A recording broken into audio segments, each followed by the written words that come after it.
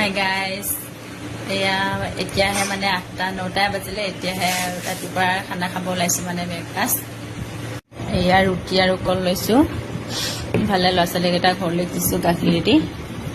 অ' দেহা খোৱাহি আহা। চুনু তাত খাবা আহা, দুষ্ট নকৰিবা।